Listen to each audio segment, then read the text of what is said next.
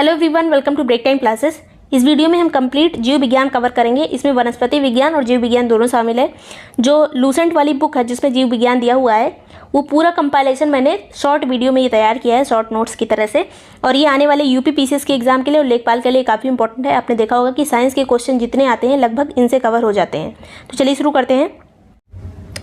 तो सबसे पहले जीव विज्ञान का जनक किसे कहा जाता है? अरस्तु को। इसके अलावा अगर पूछा जाए जीवधारियों को कितने वर्ग में बांटा गया है तो 5 वर्गों में। ये बांटा किसने, किस वैज्ञानिक ने? इनका नाम पूछा जाता है व्हिटकर, इनका नाम था। व्हिटकर ने जीवधारियों की शाखाओं को 5 वर्गों में डिवाइड किया है। ये कौन कौन सी शाखाएं हैं? तो पहला है मोनेरा, फिर प्रोटिस्टा, पादप, कवक और जंतु। मोनेरा, प्रोटिस्टा, पादप, कवक और जंतु। मोनेरा में सभी प्रोकैरियोटिक टाइप के जीव आते हैं। प्रोटिस्टा में सभी एक कोशिकीय जीव आते हैं और यूग्लिना भी इसी में आता है। पूछा जाता है जो पादप और जंतु के बीच की कड़ी माना जाता है यूग्लिना, किस में आता है? तो प्रोटिस्टा में इसको रखा जाता है। और जितने टाइप के प्रोटोजोआ होते हैं सब प्रोटिस्टा में आते हैं। इसके अलावा पादप की बात करें तो पादप में मांस, लाइकेन वगैरह सब पादप में आ जाएंगे। कवक के बारे में याद रखिए कि कवक की जो भित्ति बनी होती है वो काइटिन की बनी होती है, ये चीज़ पूछा जाता है। जंतुओं में सरीसृप, स्तनधारी, उभयचर, मछली, कृमि, ये सभी जंतुओं के अंतर्गत आ जाएंगे, जंतु शाखा के। नेक्स्ट है जीवों की द्विनाम पद्धति का आविष्कार किसने किया था? कैरोलस लीनियस ने, जिसमें जो एक वैज्ञानिक नाम होता है एक दूसरा नाम होता है। तो वैज्ञानिक नाम वाली थ्योरी किसने दी थी? कैरोलस लीनियस ने। सीधे सीधे वैज्ञानिक का नाम ही पूछा जाता है या फिर मैचिंग में आ जाता है। जीवद्रव्य की खोज किसने की थी? पुरकिंजे ने। जीवन का भौतिक आधार जीवद्रव्य को कहा जाता है। जीवन की इकाई किसे कहते हैं? कोशिका को। जीवन का भौतिक आधार जीवद्रव्य को।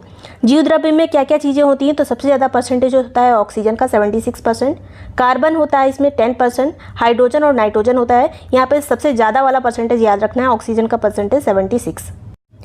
नेक्स्ट पॉइंट है कोशिका की खोज किसने की थी? तो कोशिका को सबसे पहले देखा था लीवेनहॉक ने और कोशिका शब्द का प्रयोग किया था रॉबर्ट हुक ने। तो अगर कोशिका की खोज की बात आती है, कोशिका के जनक कौन है? तो रॉबर्ट हुक।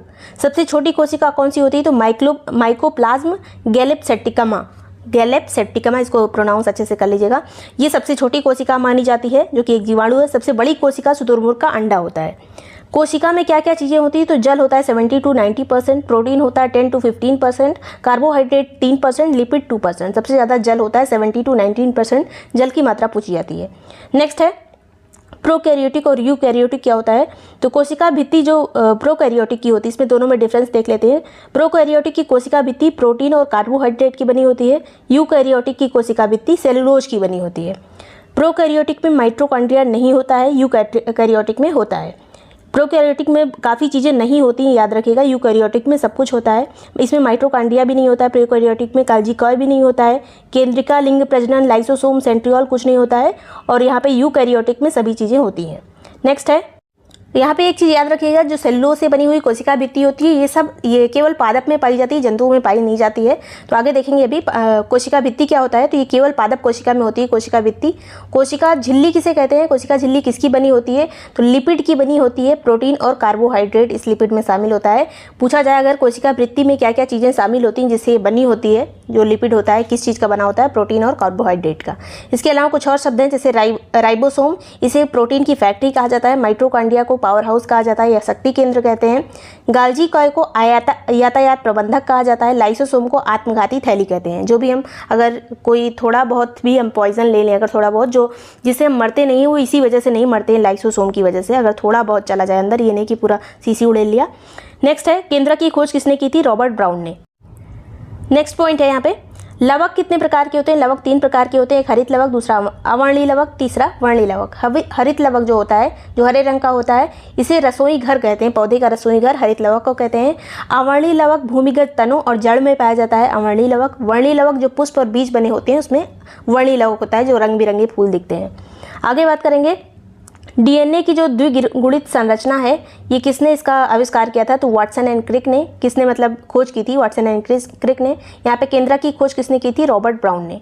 फिर डीएनए और आरएनए में डिफरेंस क्या है?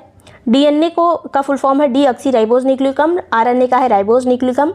और डीएनए में इसमें बेस में क्या क्या चीज़ें होती हैं? एडेनिन, ग्वानिन, थायमिन और साइटोसिन।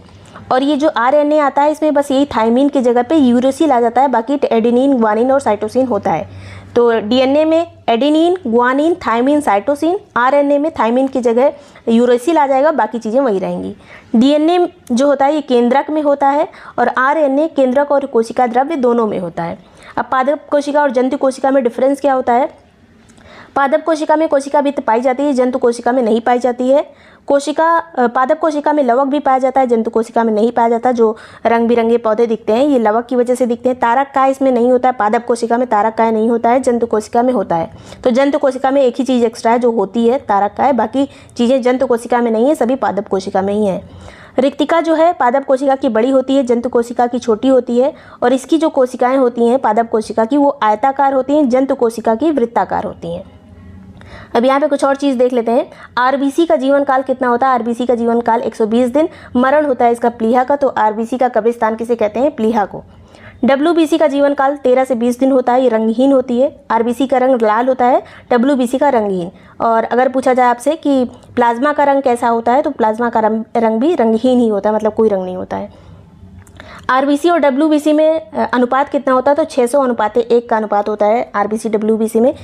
इस डब्ल्यूबीसी का काम होता है हमारे शरीर में प्रतिरोधक क्षमता बढ़ाना, लेकिन अगर डब्ल्यूबीसी बढ़ जाए तो ल्यूकेमिया यानी कैंसर हो जाता है डब्ल्यूबीसी की वजह से। नेक्स्ट है मानव मूत्र का पीएच मान पूछा जाता है अक्सर, तो मानव मूत्र का पीएच मान होता है 6। ये एसिडिक होता है, मतलब अम्लीय होता है। 7 से कम जिसका पीएच रहता है वो अम्लीय रहता है। 7 मतलब उदासीन, 7 से ज़्यादा मतलब क्षारीय। इसमें मानव मूत्र में जल की मात्रा कितनी होती है? 96%। यूरिया की मात्रा होती है 2%। और प्रतिदिन हम कितने लीटर मूत्र उत्सर्जन करते हैं? तो 1.5 लीटर। इसके अलावा जो मूत्र से बदबू आती है वो किसकी वजह से आती है? तो अमोनिया की वजह से, NH3 की वजह से। नेक्स्ट है पर्यावरण। कुछ संस्थान हैं जो इंपॉर्टेंट हैं, एग्जाम में पूछे जा सकते हैं। केंद्रीय प्रदूषण नियंत्रण बोर्ड नई दिल्ली में स्थित है। केंद्रीय चिड़ियाघर प्राधिकरण कहाँ स्थित है? नई दिल्ली में, दोनों नई दिल्ली। जीबी पंत हिमालय पर्यावरण एवं विकास संस्थान अल्मोड़ा में स्थित है, अल्मोड़ा है उत्तराखंड में। भारतीय वन अनुसंधान एवं शिक्षण परिषद कहाँ स्थित है? देहरादून में। भारतीय वन प्रबंधन संस्थान कहाँ है? भोपाल में। प्रबंधन की बात की जाएगी मैनेजमेंट की तो भोपाल में, अनुसंधान की बात की जाएगी वनों से संबंधित तो देहरादून में। भारतीय वानस्पतिक सर्वेक्षण और भारतीय प्राणी विज्ञान सर्वेक्षण दोनों कोलकाता में है। नेक्स्ट है कुछ प्रदूषक पदार्थ हैं जिनसे कई प्रकार के रोग हो जाते हैं। तो कार्बन मोनोऑक्साइड से कहाँ का रोग होता है? तो लीवर और किडनी के रोग हो जाते हैं। नाइट्रोजन के ऑक्साइड जो होते हैं उनसे कैंसर हो जाता है। धूल कण से श्वास रोग होता है। सीसा से नर्वस सिस्टम खराब हो जाता है। अगर लंबे समय तक ये प्रदूषक हमारे साथ रहे तो ये सब रोग हो जाते हैं। नेक्स्ट है रक्त का थक्का जमाने के लिए कौन सा चीज़ जिम्मेदार है? तो फाइब्रिनोजन जो है रक्त का थक्का जमाता है। जैसे हमारे शरीर से कहीं कट लग गया तो ब्लड निकलेगा, तो किसकी वजह से जल्दी से जम जाएगा? फाइब्रिनोजन की वजह से। और हमारे शरीर के अंदर जो ब्लड होता है उसे नहीं जमना चाहिए, नहीं तो क्लॉटिंग हो जाएगी। तो उसके अंदर ना जमने के लिए क्या जिम्मेदार है? हिपैरिन। हिपैरिन की वजह से ब्लड अंदर नहीं जमता है और फाइब्रिनोजन की वजह से बाहर निकलने वाला ब्लड जल्दी से जम जाता है, जिससे ज़्यादा ब्लड नहीं बहता। ब्लड बैंक में रक्त रखा जाता है, जो ब्लड रखा जाता है कितने तापमान पे रखा जाता है? तो 40 डिग्री फ़ारेनहाइट या फिर 4.4 सेंटीग्रेड पे रखा जाता है। इसके अलावा इसको संरक्षित करने के लिए क्या क्या चीज़ें यूज़ होती हैं ब्लड को रखने के लिए? सोडियम नाइट्रेट और डेक्सट्रोज। सोडियम नाइट्रेट और डेक्सट्रोज कई बार ये क्वेश्चन आया है। पाचन प्रक्रिया कई बार पूछी जा चुकी है। अंतर्ग्रहण पहले होता है भोजन का, फिर पाचन शुरू हो जाता है, फिर अवशोषण होता है, फिर स्वांगीकरण, फिर मल परित्याग। मतलब खाना पहले खाएंगे, पाचन शुरू होगा, उसमें जो अच्छे पदार्थ होंगे वो निकाल लिए जाएंगे, उनका स्वांगीकरण होगा, फिर मल परित्याग, जो अवशेष बचा रहेगा उसका मल परित्याग हो जाएगा। नेक्स्ट है पाचन शुरू कहाँ से होता है भोजन का? तो मुख से पाचन शुरू होता है, फिर आमाशय में जाता है ग्रास नली से होते हुए। तो ग्रास नली या ग्रसनी अगर पूछा जाए तो वहाँ पे पाचन होता है या नहीं? तो ग्रसनी या फिर ग्रास नली में पाचन नहीं होता है, बस बगल बगल में जो स्लेस में लगे रहते हैं, जिसे कहते हैं लिपिड्स जो लगे रहते हैं, वो आके भोजन को केवल मिक्स करने का काम करते हैं। ग्रास नली में भोजन नहीं पकता है। आमाशय के बाद पक्वाशय या फिर अग्नाशय जिसे कहते हैं वहाँ जाता है, फिर छोटी आंत में, फिर बड़ी आंत में जाता है। तो ज़्यादा जो खाना पचता है वो छोटी आंत में ही पचता है, यहाँ पे इसलिए मैंने बड़ी आंत नहीं लिखा हुआ है। बड़ी आंत में जितना पानी वगैरह बचा रहता है वो सब केवल अवशोषित हो जाता है, उसके बाद खाना जो अवशेष रहता है वो बाहर निकल जाता है। मुख में क्या क्या चीज़ें होती हैं, एंजाइम्स जो होते हैं जो पाचन करने में सहायता करते हैं? तो टाइलिन और माल्टेज। टाइलिन और माल्टेज। मुख में मंड का पाचन होता है, जो स्टार्च होता है उसका पाचन मुख से शुरू हो जाता है। यहाँ पे जहाँ पे इन लगा होगा ज़्यादातर चीज़ें प्रोटीन से संबंधित होती हैं, जैसे पेप्सिन है, यहाँ पे ट्रिप्सिन है, प्रोटीन पाचन में सहायता करती हैं। सबसे बड़ी ग्रंथि कौन सी है? तो यकृत सबसे बड़ी ग्रंथि है। पित्त श्रावण का काम होता है यकृत का, और खाने में कहाँ पर मिल जाता है? ये जाके अग्नाशय में। और यहाँ पे हृदय की संरचना मैंने बनाई है। हृदय की संरचना बिल्कुल ऐसी नहीं होती है, लेकिन मैंने समझने के लिए बस बनाया है। तो 4 कोष्ठ अगर पूछा जाए तो 4 कोष्ठ होते हैं। जो इधर वाला कोष्ठ होता है इसमें 2 दरवाजे होते हैं, और इधर वाले में 1 दरवाजा होता है। मतलब दायां आलिंद, ऊपर वाला है दायां आलिंद, नीचे वाला है दायां निलय, ऊपर वाला बायां आलिंद, नीचे वाला है बायां निलय।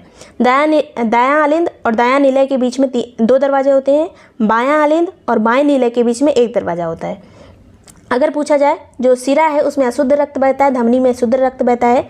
तो सबसे पहले अशुद्ध ब्लड कहाँ पे आता है, तो अग्र और पश्च महाशिरा के थ्रू दाएं आलिंद में आता है सबसे पहले अशुद्ध रक्त, और उसके बीच में जो ये 2 दरवाजे लगे हुए हैं इसके थ्रू, इसी में वॉल्व लगा होता है, इसके थ्रू रक्त जो है नीचे आता है दाएं नीले में, लेकिन ऊपर नहीं जा पाता क्योंकि इस तरह का वॉल्व होता है कि जो चीज़ें हैं नीचे आएँ लेकिन ऊपर ना जा पाएँ। जैसे हम जाते हैं बिग बाज़ार वगैरह में, बिग बाज़ार तो बंद ही हो गया, उसकी बड़ी याद आती है, अब स्टोर्स कई जगह भी बंद हो गए हैं, लेकिन किसी भी मॉल में आप जाएंगे तो जो आपके झोले में लगा दिया जाता है, जो लग तो जाता है लेकिन वो निकलता नहीं है, जिसमें बांध दिया जाता है 2 चेन को, तो उसी तरह का ये होता है, और इसमें से ब्लड जो है ऊपर नहीं जा पाता। और इसके थ्रू दाएं नीले के बाद ये ब्लड कहाँ जाएगा, जो अशुद्ध वाला ब्लड है पल्मोनरी धमनी के थ्रू फेफड़े में जाएगा। ये इस तरह से नहीं बनी होती, इसमें ऊपर को ऐसे लगा होता है 2, यहाँ पे फेफड़ा इसके पीछे होता है हृदय के, लेकिन बस समझने के लिए मैंने ऐसे बना दिया है। दाएं नीले के बाद पल्मोनरी धमनी में जाएगा। वैसे तो हमने देखा था धमनी में शुद्ध रक्त बहता है, लेकिन यहाँ पे धमनी में जो है पल्मोनरी धमनी में अशुद्ध रक्त बहता है, तो यही एक अपवाद है जो पूछा जाता है। इसी पल्मोनरी धमनी के थ्रू फेफड़े में रक्त जाएगा, फेफड़े में रक्त शुद्ध होगा, फिर पल्मोनरी सिरा के थ्रू, इस सिरा में हमने देखा था सिरा में अशुद्ध रक्त बहता है, लेकिन पल्मोनरी सिरा में जो है शुद्ध रक्त बहता है। जब फ्रेश हो जाएगा, साफ हो जाएगा खून फेफड़े में, उसके बाद जाएगा ये बाएं आलिंद में, बाएं आलिंद में, बाएं आलिंद के बाद ये दाएं आलिंद में जाएगा। यहाँ पे बाएं आलिंद के बाद ये बाएं नीले में जाएगा, और बाएं नीले के बाद ये महाधमनी के थ्रू पूरे शरीर में चला जाएगा। तो फिर से एक बार देख लीजिए, पहले दाएं आलिंद में अशुद्ध रक्त आया, फिर दाएं नीले में गया, फिर पल्मोनरी धमनी के थ्रू फेफड़े में गया, फेफड़े के बाद ये पल्मोनरी सिरा के थ्रू बाएं आलिंद में आया, बाएं आलिंद के बाद ये बाएं नीले में गया, उसके बाद पूरे शरीर में चला गया शुद्ध रक्त। तो ऐसे ये काम करता है। अगर देखा जाए केवल इस तरह पूछा जाए किस साइड में शुद्ध रक्त बहता है, किधर अशुद्ध, तो इधर वाला अशुद्ध होता है, इधर वाला शुद्ध, मतलब बाएं साइड शुद्ध रक्त और दाहिने साइड अशुद्ध रक्त। नेक्स्ट है, अब कुछ रोग देख लेते हैं जिनसे हर बार प्रश्न पूछा जाता है। प्रोटोजोआ से होने वाले रोग कौन कौन से हैं? मलेरिया, पायरिया, सोने की बीमारी, पेचिस, कालाजार। कोई ऐसा व्यक्ति याद करिए जिसमें जो थोड़ा सा गंदे से रहता हो, तो उसको मलेरिया भी हुआ होगा, पायरिया भी हुआ होगा, सोने दिन भर सोता रहता होगा, कभी ना कभी ज़िंदगी में सबको पेचिस होता ही है, और कालाजार। तो ये सभी किससे होने वाले रोग हैं? प्रोटोजोआ से। जीवाणु या फिर बैक्टीरिया से होने वाले रोग, टिटनेस, हैजा, टाइफाइड, क्षय रोग यानी टीबी, डिप्थीरिया, प्लेग, काली खांसी, निमोनिया, कोढ़, सिफिलिस, ये सब जीवाणु या बैक्टीरिया से होने वाले रोग हैं। विषाणु से होने वाले रोग, एड्स, डेंगू, पोलियो, इन्फ्लुएंजा, चेचक, गलसोथ, ट्रैकोमा, खसरा, पीलिया, रेबीज और मेनिंजाइटिस, ये विषाणु से होने वाले रोग हैं। तो ये इसको 1-2 बार पढ़ेंगे तो याद हो जाएगा। इसका PDF आपको टेस्ट सीरीज़ के साथ ही सेंड कर दिया जाएगा, जो टेस्ट सीरीज़ UP PCS की चल रही, जिसमें अभी 13 टेस्ट हो चुके हैं। 14 नंबर का टेस्ट जो है इस संडे को होगा। जितने भी PDF हैं सब आपको मिल जाएंगे वहाँ पे। टेस्ट सीरीज ज्वाइन करने के लिए इस नंबर पे कांटेक्ट कर सकते हैं। इसके अलावा वहाँ पे जितने भी क्वेश्चन रखे गए हैं सबकी एक्सप्लेन्ड आंसर की है कि अगर कोई टॉपिक से कोई क्वेश्चन बन रहा है तो उससे जितने अलग क्वेश्चन बन सकते हैं सब कवर हो जाए। अब विटामिन से हर बार क्वेश्चन पूछा जाता है। विटामिन ए को क्या कहते हैं? वैज्ञानिक नाम इसका क्या है? रेटिनॉल। और इससे आँख के जितने भी रोग आएंगे सब विटामिन ए की कमी से होंगे। B1 को थायमिन कहते हैं। बेरी हर बार ये क्वेश्चन आते हैं मैचिंग में, और इसको मत छोड़िएगा, आप चाहे तो लूसेंट से भी पढ़ सकते हैं ये वाला चीज़। थायमिन ये बेरी इससे रोग होता है B1 की कमी से। B2 की कमी से राइबोफ्लेविन, त्वचा फटना और आँख लाल होना होता है इसकी कमी से। B3 को नियासिन बोलते हैं, B3 नियासिन, इससे पेलेग्रा रोग होता है। B5 से पेंटोथेनिक अम्ल इसे कहते हैं B5 को। और B6 को पायरिडॉक्सिन कहते हैं, इससे एनीमिया रोग होता है। B7 बायोटिन कहते हैं, इससे लकवा या बाल गिरता है इसकी वजह से, B7 की वजह से। B11 ये फॉलिक एसिड इसे कहते हैं। B12 को साइनोकोबालमिन कहते हैं, कोबाल्ट इसमें होता है B12 में, इससे भी एनीमिया होता है। B6 से भी एनीमिया होता है। तो एनीमिया से संबंधित रोग जो विटामिन है वो B6 है और B12 है। विटामिन C को कहते हैं स्कॉर्बिक एसिड, इससे स्कर्वी रोग होता है फिर इसकी कमी से। और विटामिन D को कैल्सीफेरॉल कहते हैं, जिसकी वजह से रिकेट्स होता है। विटामिन E टेकोफेरॉल कहते हैं, जिनसे जनन क्षमता में कमी आती है। के फिलोक्विनोन, रक्त का थक्का नहीं जमता है के अगर कम रहेगा तो, विटामिन के। नेक्स्ट है प्रोटीन 20 तरह के अमीनो एसिड इसमें पाए जाते हैं, जिसमें से 10 अपने आप शरीर में बनते हैं, 10 हमें अलग से लेना पड़ता है। तो 10 अनिवार्य कहे जाते हैं, 10 और 10 जो होते हैं वो अनिवार्य, मतलब जो अनिवार्य नहीं होते हैं वो 10 होते हैं, जो अनिवार्य होते हैं वो 10 होते हैं। 10 हमारे शरीर में बनते हैं, 10 बाहर से हमें लेना पड़ता है। और प्रोटीन की कमी से 2 तरह के इंपॉर्टेंट रोग होते हैं, इंपॉर्टेंट मतलब एग्जाम के लिए इंपॉर्टेंट, क्वासरकोर और मरासमस। क्वासरकोर जो वयस्क और बच्चों दोनों में होता है, मरासमस केवल बच्चों में होता है। क्वासरकोर में शरीर की वृद्धि रुक जाती है, इसके अलावा सूजन आ जाती है, शरीर में भूख नहीं लगती। मरासमस में शरीर दुबला पतला हो जाता है, भूख नहीं लगती है, वृद्धि भी नहीं होती है शरीर की। तो दोनों तरह के 2 रोग हैं। इसके अलावा कुछ संस्थान है। राष्ट्रीय पोषण अनुसंधान संस्थान कहाँ पे स्थित है? हैदराबाद में। केंद्रीय खाद्य प्रौद्योगिकी अनुसंधान संस्थान कहाँ स्थित है? मैसूर में। दोनों संस्थान काफ़ी इंपॉर्टेंट है, पोषण वाला और खाद्य प्रौद्योगिकी वाला मैसूर में। कुछ विज्ञान जो हमेशा पूछे जाते हैं और इम्पॉर्टेंट होते हैं, यूपी पीसीएस में हमेशा पूछे जाते हैं ये। इथोलॉजी, मानव सहित सभी जंतुओं का व्यवहार इथोलॉजी के अंतर्गत किया जाता है। कुछ विज्ञान ऐसे हैं जो काफ़ी चर्चा में रहते हैं, उनसे क्वेश्चन उतना नहीं पूछा जाता है या फिर हमें पहले से आता रहता है। इथोलॉजी मानव सहित सभी जंतुओं का व्यवहार होता है। एथनोलॉजी इसी तरह का शब्द है जिसमें विभिन्न संस्कृतियों के वैज्ञानिक विवरणों का तुलनात्मक अध्ययन किया जाता है। दोनों अलग अलग चीज़ें हैं। फिर एथनोग्राफी एक होता है, किसी विशिष्ट संस्कृति का अध्ययन, एथनोग्राफी कहलाता है। बायोनिक्स और बायोनोमिक्स दोनों से बार बार प्रश्न आता है। बायोनिक्स क्या होता है? जैविक जगत में होने वाले कार्य, गुण एवं पद्धति का अध्ययन एवं अजैव तंत्र पर इसका प्रयोग। बायोनिक्स अजैव तंत्र से संबंधित है। फिर बायोनोमिक्स क्या है? ये जीवधारियों, एक मिनट, बायोनोमिक्स क्या है? जीवधारियों का उनके वातावरण के साथ संबंध। तो बायोनोमिक्स जो है वो जीवधारियों से संबंधित है, बायोनिक्स जो है अजैव तंत्र से संबंधित है। बायोनोमी क्या है? जीवन के नियमों का अध्ययन बायोनोमी कहलाता है। ओरोलॉजी जो है पर्वतों का अध्ययन होता है। हाइड्रोपोनिक्स मृदा विहीन पादप संवर्धन से संबंधित है। सिल्वीकल्चर जो है वो वन संवर्धन से संबंधित है। इसके अलावा कई और होते हैं जो अक्सर सबको याद ही रहते हैं। आगे चलेंगे, वनस्पति विज्ञान पे आता है। वनस्पति विज्ञान के जनक थियोफ्रेस्टस को कहा जाता है। पादप जगत को किसने डिवाइड किया अलग अलग शाखाओं में? एक्लर ने। इसके अलावा इन्होंने जो मेनली 2 शाखा में डिवाइड किया है वो अपुष्पोद्भिद और दूसरा है पुष्पोद्भिद। अब अपुष्पोद्भिद में क्या क्या आता है? Thallophyta, bryophytes, pteridophytes. थैलोफाइट को फिर 3 भाग में डिवाइड किया गया है। थैलोफाइट में 3 चीज़ आती है, शैवाल, कवक और जीवाणु। पूछा जा सकता है शैवाल, कवक और जीवाणु किसके अंतर्गत आते हैं? थैलोफाइट्स के। पुष्पोद्भिद में 2 तरह के पुष्प आते हैं, एक गाइनोस्पर्म, एक एंजियोस्पर्म, जिसमें से एक नग्न जीवी कहा जाता है, दूसरा आवृत बीजी कहा जाता है। अब आवृत बीजी को 2 तरह से डिवाइड किया गया है, एक बीजपत्री और द्विबीजपत्री। पूछा जाता है ये काफ़ी, एक बीजपत्री और द्विबीजपत्री किसके अंतर्गत आता है? तो आवृत बीजी के अंतर्गत आता है। नेक्स्ट है अपुष्पोद्भिद में क्या होता है? इसमें पौधों में पुष्प और बीज नहीं होता है अपुष्पोद्भिद में, और दूसरे वाले में होता है पुष्पोद्भिद में।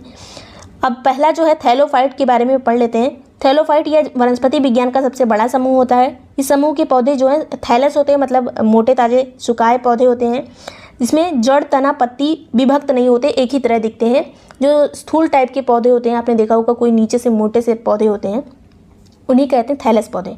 और इसमें संवहन ऊतक नहीं होता है, मतलब जो जाइलम फ्लोएम होता है वो थैलोफाइट्स में नहीं होता है। नेक्स्ट है शैवाल। शैवाल जिसे एल्गी कहते हैं, इसके अध्ययन को फाइकोलॉजी कहते हैं। शैवालों के अध्ययन को फाइकोलॉजी। प्रायः ये पर्णहरित युक्त होते हैं, संवहन ऊतक रहित होते हैं, मतलब इसमें संवहन ऊतक इसमें भी नहीं होता है। अभी हमने थैलोफाइट्स देखा था, इसमें भी नहीं होता है। आत्मपोषी होते हैं, मतलब खुद से अपना काम कर सकते हैं, अपना खाना वाना बना सकते हैं। सुकाई, ये भी थैलस बॉडी शैवाल की भी होती है। नेक्स्ट है कुछ शैवाल जो काफ़ी एग्जाम में पूछे जाते हैं, खाद के रूप में यूज़ होते हैं, हमारे लिए लाभदायक हैं, जैसे नॉस्टॉक, एनाबीन और कैल्प। नॉस्टॉक, एनाबीना और कल्प। नेक्स्ट है औषधियों के रूप में जो यूज़ होते हैं कुछ शैवाल जो इंपॉर्टेंट हैं। क्लोरेला से क्लोरेसिन एक एंटीबायोटिक बनती है। इसके अलावा लिमिनेरिया से टिंचर आयोडीन बनती है। ये सब शैवालों से ही बनती है। ये भी शैवाल है, ये भी शैवाल। क्लोरेला को अंतरिक्ष में यूज़ किया जाता है। क्लोरेला को अगर ले जाके वहाँ पे जो खाना हम नहीं ले जा सकते तो इसी का यूज़ करते हैं, क्लोरेला का। नेक्स्ट हम पढ़ेंगे फंगाई के बारे में, फंगी के बारे में, कवक के बारे में। इसके अध्ययन को माइकोलॉजी कहते हैं। शैवालों के अध्ययन को फाइकोलॉजी, कवक के अध्ययन को माइकोलॉजी।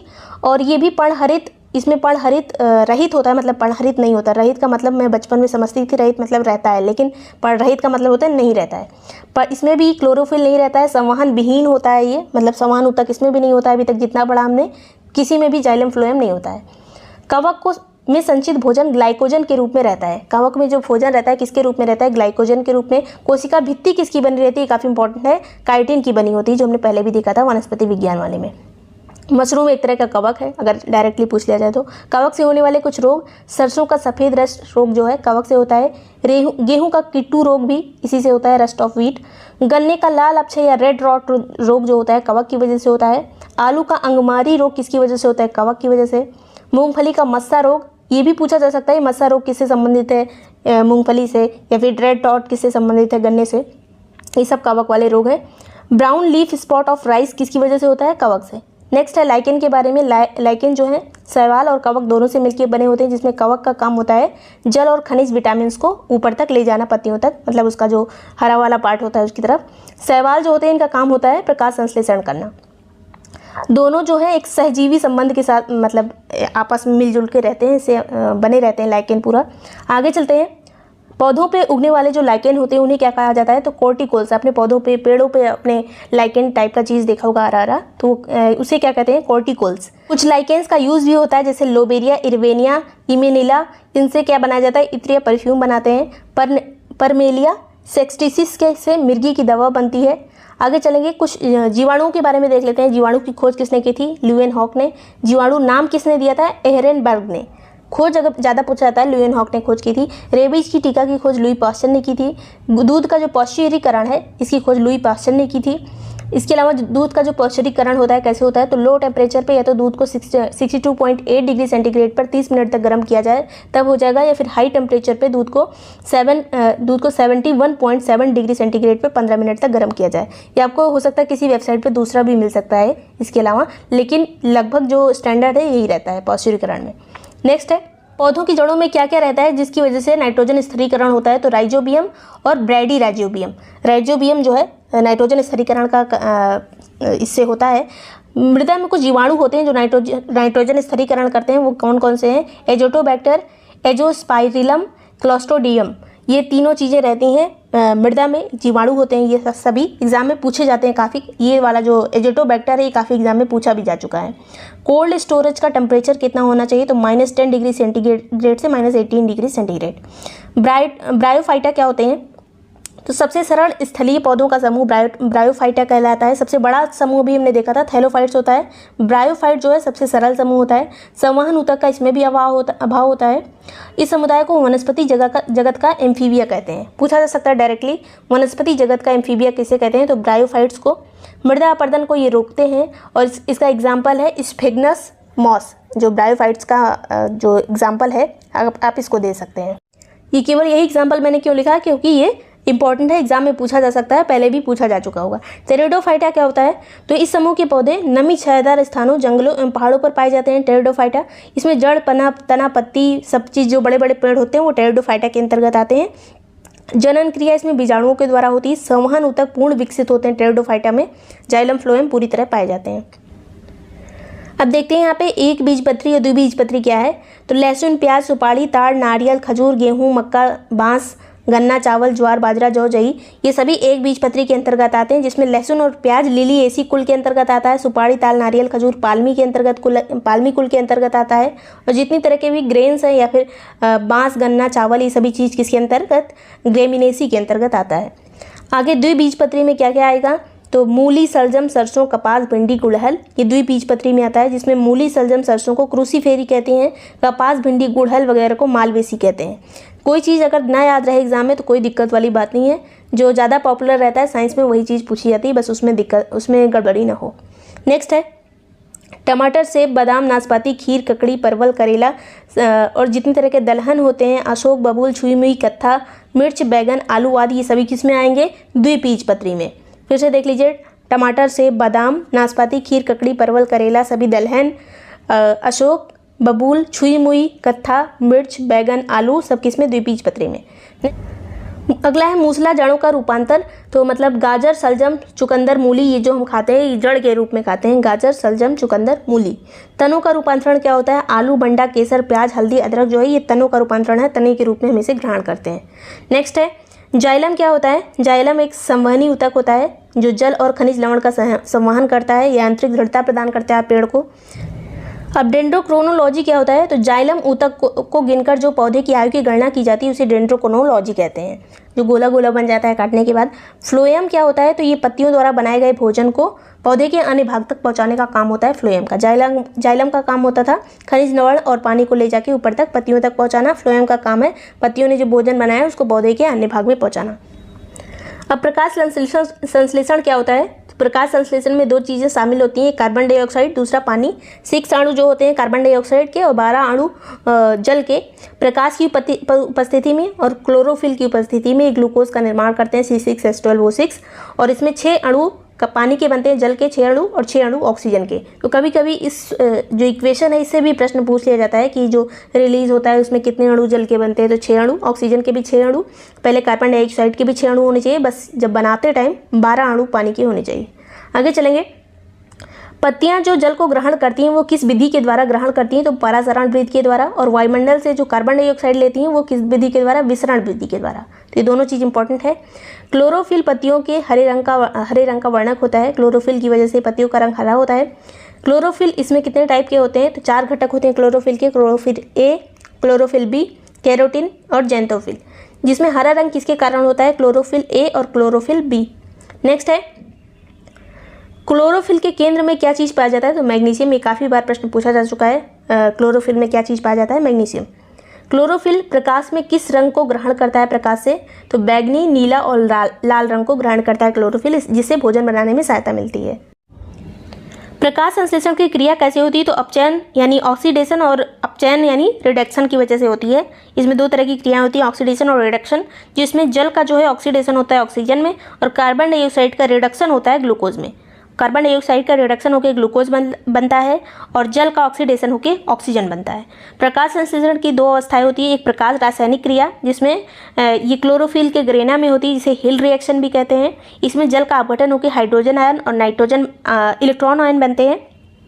इस प्रक्रिया के अंत में ATP व NADPH बनता है जो रासायनिक प्रकाशहीन क्रिया में मदद करता है। अब दूसरा रासायनिक प्रकाशहीन प्रक्रिया, यह क्रिया किसमें होती है, क्लोरोफिल के स्ट्रोमा में। पहली वाली किसमें हो रही थी, क्लोरोफिल के ग्रेना में, और ये वाली स्ट्रोमा में होती है। इस क्रिया में कार्बन डाइऑक्साइड का अपचयन होकर शर्करा और स्टार्च बनते हैं।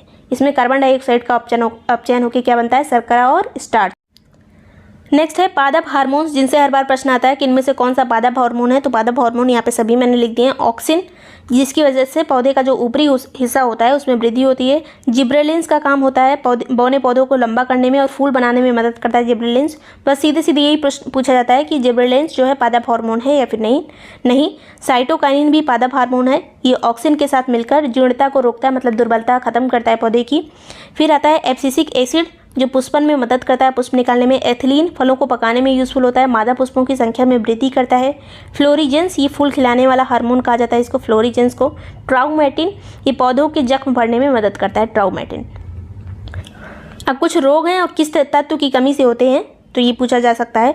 आम और बैगन का लिटिल लीफ रोग किसकी कमी से होता है, जस्ता की। नींबू का डाईबैक और नींबू का लिटिल लीफ रोग तांबे की कमी से होता है। फूल गोभी में ब्राउनिंग बोरान की कमी से होती है। मटर में मार्स रोग मैग्नीज की कमी से होता है, यहाँ पे मार्स और मैग्नीज, ब्राउनिंग बोरान। और लिटिल लीफ डाईबैक नींबू में जो होता है वो तांबे की वजह से। आम बैगन लिटिल लीफ ये जस्ता की वजह से होता है। और धान में जो खैरा रोग होता है वो जस्ते की कमी से होता है। आगे चलेंगे। पत्ती का जो लाल रंग, नारंगी रंग, पीला रंग होता है किसकी वजह से, कैरोटीनॉइड की वजह से। और एक खरपतवारनाशी है जो इंपॉर्टेंट है, ये 2,4-D खरपतवारनाशी के रूप में हमेशा यूज़ होता है, जो काफ़ी एग्जाम में पूछा भी जाता है। तो ये सभी चीज़ें इंपॉर्टेंट थी टेस्ट सीरीज ज्वाइन करने के लिए। और जितने भी शॉर्ट PDF होंगे और जितनी टेस्ट सीरीज़ में अभी तक 13 टेस्ट हो चुके हैं और 14वां टेस्ट इस संडे को होगा, सभी चीज़ के लिए आप टेस्ट सीरीज ज्वाइन कर सकते हैं। जो नंबर लिखा है इस पर कॉन्टैक्ट कर सकते हैं, या फिर जो डिटेल्स जाननी हो तो लिंक डिस्क्रिप्शन में वहाँ से जाके देख सकते हैं। Thank you so much for watching great type classes.